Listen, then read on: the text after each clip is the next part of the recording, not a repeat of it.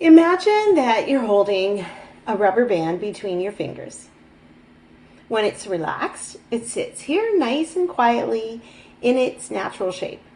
But when you pull it, the tension starts to build. And the farther you stretch it, the more pressure you feel trying to pull it back to its original form. Now, imagine as you're stretching this elastic that you let go. What happens? The rubber band snaps right back. And many of us try and change our health, our habits, and our lives in exactly the same way. We stretch ourselves through willpower, discipline, temporary motivation. And eventually, something happens. We get tired. Life gets busy. Our emotions rise to the surface. And suddenly, snap. We go back to our old patterns. And it's not because we're weak. It's because we've been holding the stretch instead of addressing what's pulling it in the first place.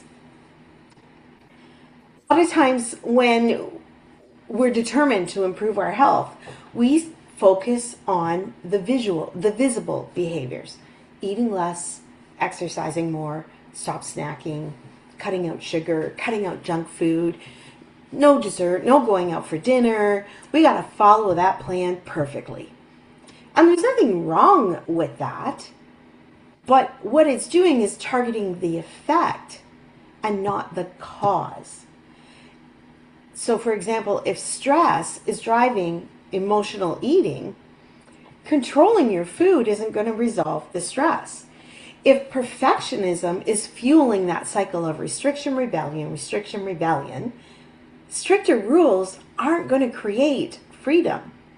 If loneliness, exhaustion, self-doubt are present, no meal plan is going to permanently override those emotional realities.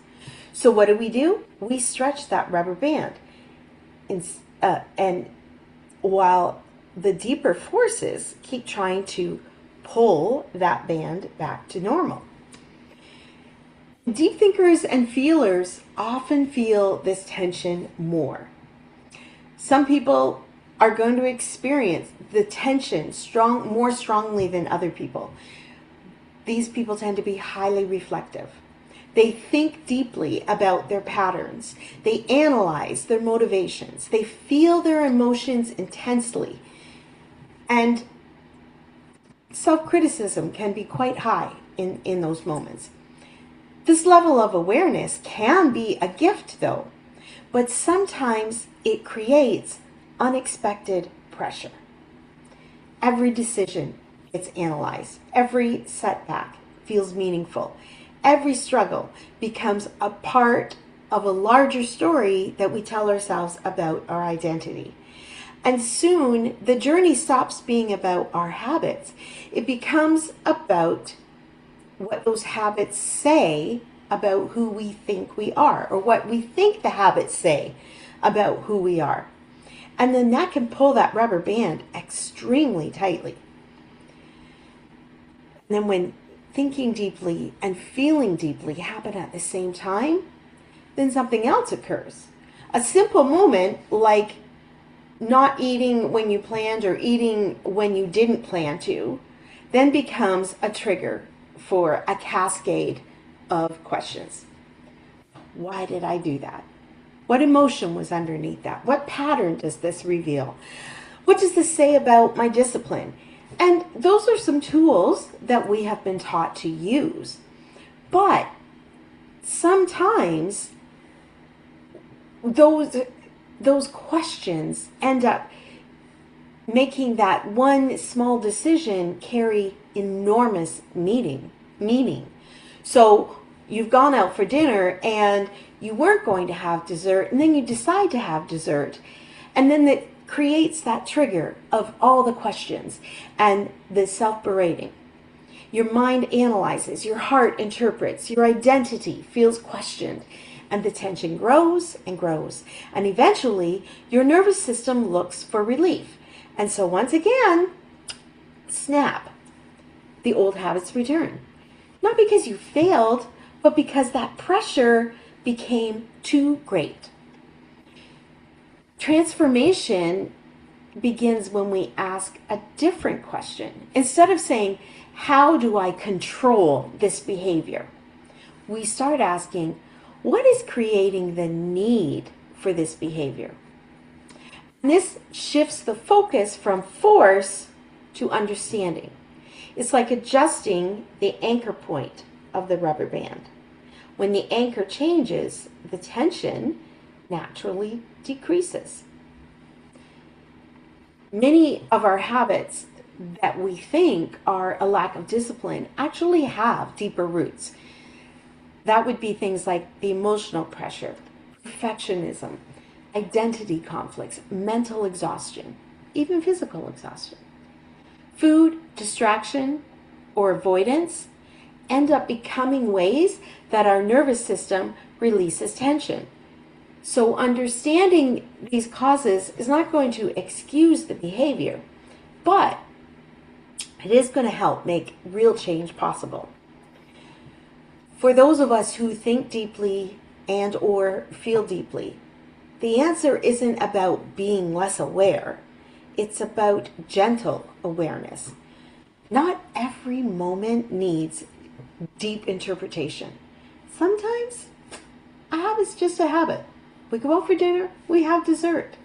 Sometimes a difficult day is simply just a difficult day. When we loosen the pressure to try and understand everything perfectly, then something else happens.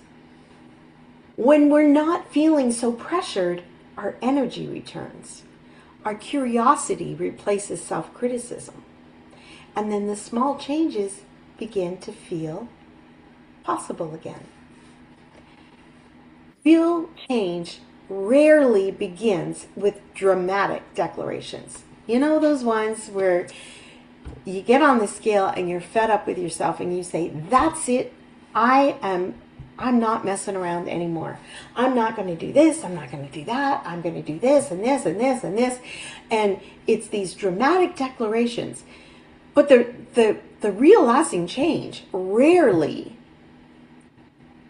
survives with those dramatic declarations.